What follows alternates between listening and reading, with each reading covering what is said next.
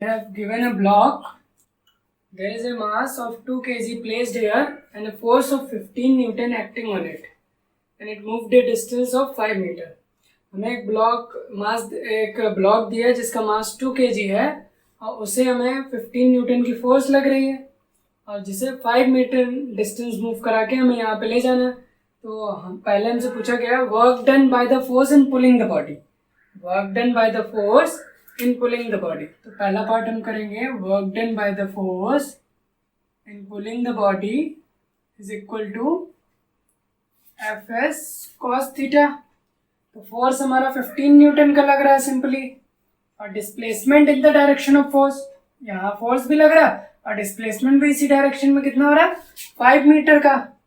और दोनों जब एक ही डायरेक्शन में तो कॉस कितना हो जाएगा, थीटा एंगल कितना होगा 0 दोनों के बीच. इसके और इसके बीच एंगल कितना होगा 0 degree. cos 0 is 1, then it will come out to be 75 Newton meter. Moving on to the next part, the force due to gravity on the body. The force due to gravity on the body. Force due to gravity. तो force due to gravity हमारा कितना हो जाएगा, gravity की वजह से कितना force लग रहा होगा mg, जो कि डाउनवर्ड लग रहा है. इसका वेट जो है डाउनवर्ड ही तो लग रहा है, वेट mg. m हमारा हो जाएगा 2 kg और g हम 10 लेट, g हमारा गिवन है 9.8. तो ये हमारा आएगा 19.6 न्यूटन. ठीक है. थर्ड पार्ट में हमसे पूछा गया work done against force due to gravity. Force due to gravity हमने 19.6 न्यूटन लगा लिया. अब वर्क डन अगेंस्ट ग्रेविटी, तो मतलब ये ब्लॉक यहाँ पे था और यहाँ से यहाँ मूव कर गया, तो हमें ये डिस्टेंस चाहिए. सपोज कर लेते हैं B और C, A B C. तो हमें ये डिस्टेंस चाहिए और हमें पता ये है, हमें हाइपोटेन्यूज पता है और हमें परपेंडिकुलर चाहिए. तो हम साइन थीटा निकाल लें इसका, क्योंकि साइन थीटा होता है हमारा परपेंडिकुलर अपॉन हाइपोटेन्यूज. तो हमारे पास हाइपोटेन्यूज भी है, परपेंडिकुलर भी है, तो साइन थीटा ही लगा देते हैं. तो sine 30 degree is equal to perpendicular हमें निकालना. Hypotenuse we have given as 5. Sine 30 is 1/2 into 5 cross multiply is equal to perpendicular. मतलब ये हमारा 2.5 आ जाएगा. कितना आ जाएगा 2.5. या हम इसे ऐसे ही रहने दें, सॉल्व कर लेंगे बाद में. ठीक है. तो वर्क डन, तो वर्क डन हम इससे निकालते हैं कितना आएगा. थर्ड पार्ट में वर्क डन हम निकालते हैं, work done by force due to gravity निकालते हैं. कितना आएगा, ये आएगा work done is equal to F S cos theta. Cos theta ये हमसे पूछा गया है work done against force due to gravity. तो ये हमारा मास mg नीचे एक्ट कर रहा है और इसके अगेंस्ट वर्क डन किया गया है. तो मतलब हमारा जो इस ब्लॉक को जो खींच रहा होगा वो अपसाइड डायरेक्शन में खींच रहा होगा, मतलब नॉर्मल एक्शन फोर्स या किसी भी चीज से हम पकड़े होंगे, तो that is being equal to mg.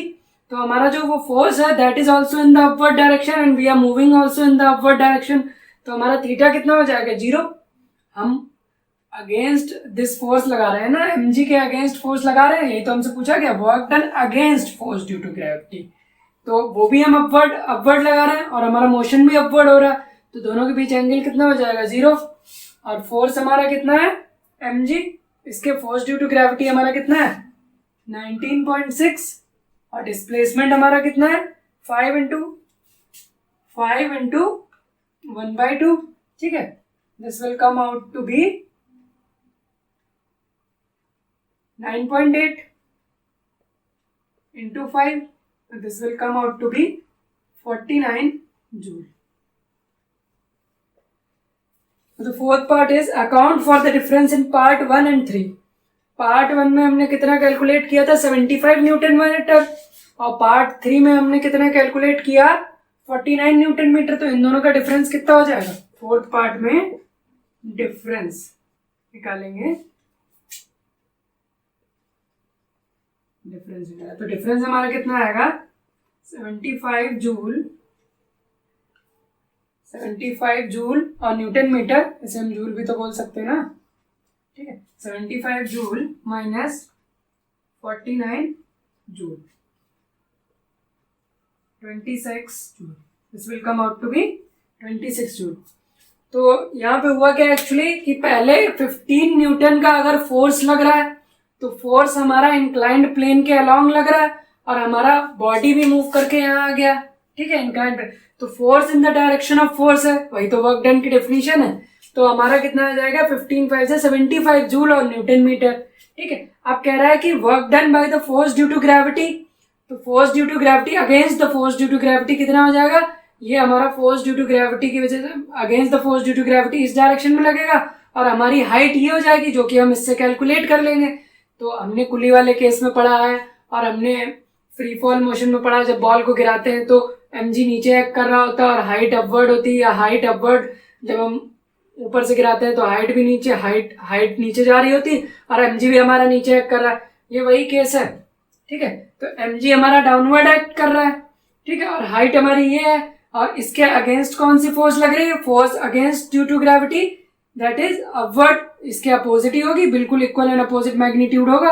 और हाइट भी हमारी इतनी ही है, हाइट हमारी कितनी है 2.5 मीटर, ठीक है। Moving on to the question, example number 5. There is a crane carrying a load of 10 to the power 5 kg and it has to lift it up to 60 meter from the mine and time taken by it is 1 hour, g is 10 meter per second. एक lift है जिसे 10 to the power 5 मतलब 10,000 kg 1 lakh kg lift करके 360 metre ऊपर लेके जाना, 360 metre ऊपर lift करके जाना है। तो पावर कंज्यूम बाय इट हमसे पूछा गया है। तो पावर क्या होता है भाई, power is the rate of doing work done upon time. तो हम यहाँ से वर्क डन निकाल लेंगे। वर्क डन क्या होगा mg, क्योंकि ग्रेविटी के केस में लग रहा है mg डाउनवर्ड एक्ट कर रहा होगा, force mg and h is this, तो ये टेंशन फोर्स पे आएगा पूरा weight. Work done by the machine पूछा गया हमसे, क्रेन ने कितना वर्क डन किया, work done by the machine, तो इसके टेंशनल फोर्स में कितना वेट आएगा 10 to the power 5 into 10, this is mg and h is 360 meter mgh. Now this will come out to be 36 into 10 to the power 7 joule. Power consumed by it, work done upon time. Now power 36 into 10 to the power 7 divided by 1 hour. How many seconds are in 1 hour? 1 hour में 60 minute होते हैं और 1 minute में 60 second होते हैं, ठीक है। So this will come out to be 3600. 36 into 10 to the power 7 upon 3600. So this will come out to be 10 to the power 5 watt. This will come out to be 10 to the power 5 watt. 10 to the power 5 watt को if we will divide 10 to the power 5 watt by 1000, this will come out to be 100 kilowatt. The power consumed by the machine is 100 kilowatt. Moving on to the next example, there is a stirrer of 100 watt and water is being stirred into the tub. 50% energy is being spent in stirring the water. So what is being the work done in 1 minute? The work done in 1 minute. 1 minute में कितना work done किया, मतलब हमसे indirectly जो है power ही पूछा गया है। पावर इज इक्वल टू क्या होता है, वर्क डन अपॉन टाइम, ठीक है। तो हमारा 50% energy is being spent, 100 watt का 50% निकाल लेंगे हम तो पहले, 50/100 is equal to work done हमसे पूछा गया है अपन टाइम हमारा 1 मिनट लगा मतलब 60 सेकेंड। ऑलराइट, हाँ वर्क डन क्या निकल के आएगा, क्रॉस मल्टीप्लाई कर देंगे हम इसको यहाँ पे, this thing will be taken here This will come out to be 100 into 50 divided by 100 into 60. This will come out to be 300 joule. 300 joule of energy being spent. Moving on to the next question. A man carrying a cart moving with a velocity of 16 meter per second, a force of 200 Newton is provided. What is being the power? तो power हमारा क्या होता है? Work done upon time. अब यहाँ तो time दिया नहीं है और वर्क डन हम कैसे निकालेंगे? फोर्स डिस्प्लेसमेंट हमारे पास है नहीं. हम क्या करेंगे? Force into displacement divided by time. This thing will come out to be average velocity F into B. This will come out to be F is 200 Newton multiplied by 16. This will come out to be 3200 watt.